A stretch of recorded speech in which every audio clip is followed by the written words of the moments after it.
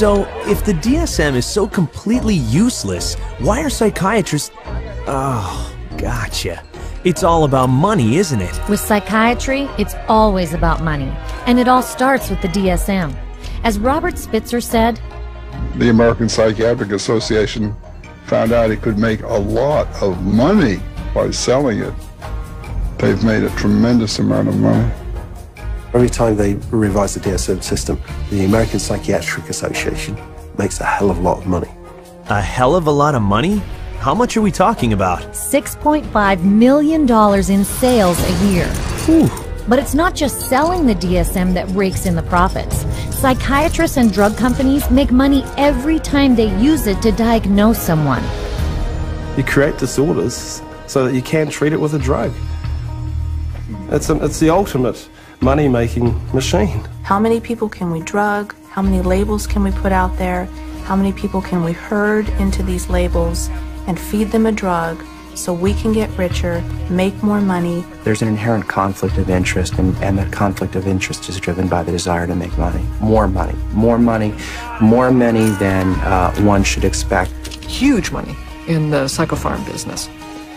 If you really did the research on these diagnoses, see that 90% of them or more don't exist, they're not valid, then that's all of a sudden, all that reimbursement from insurance companies disappears. So we have to cut the money cord, as well as cutting the DSM cord if we're ever going to really succeed stopping this juggernaut from continuing. And once again, it's follow the money, and you'll get your answer every time. This has been a big eye-opener. Let's see, there's no lab test for a so-called mental disorder, which psychiatrists can't even describe in their own manual.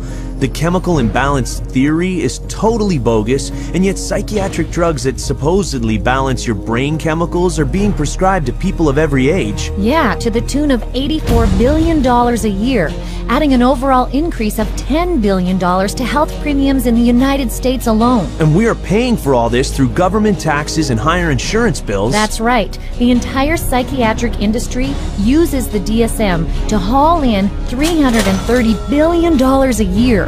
That's $1/3 of $1 trillion. And growing.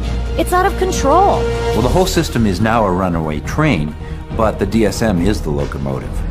And if you took the locomotive off, eventually the train would stop, because there'd be nothing more pulling it. We're losing the concept of health. Everybody is sick, and everybody's got a condition, and everybody needs drugs. You're going to end up with a whole society that's going to basically have to be led around by the hand. But who's going to lead them around? Because they're drugging so many of them. In psychiatry, you know in your heart of hearts that you're not really diagnosing. You know in your heart of hearts that you can't really treat what you think might be wrong. And you also know that most of what you're dealing with in the DSM is unprovable and unreliable, not a predictable indicator. So what do you have then?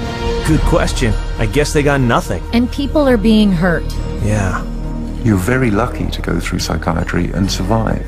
It really is as simple as that. Only when enough people rip the veneer away and show that it's just nothing more than a Hollywood set is it ever going to fall down. It would be good if all the medical professionals who are really practicing medicine and really trying to help people, and based on scientific fact and what they can best do to improve the lives of others, if they would recognize, just be able to look at this fact. It's hard to look at it, but look at this fact and be ethical and be honest and clean up the profession by getting rid of this fraudulent part of it. Psychiatry.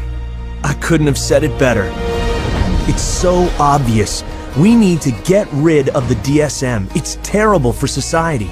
I know. In spite of its incredibly shaky foundation, the Diagnostic and Statistical Manual has literally impacted every part of our world. Our schools, our governments. Our court systems. What about the media and the military? Those too. Basically, our entire society. And all without a single person cured. The DSM really is more than just a house of cards. The Diagnostic and Statistical Manual is psychiatry's deadliest scam.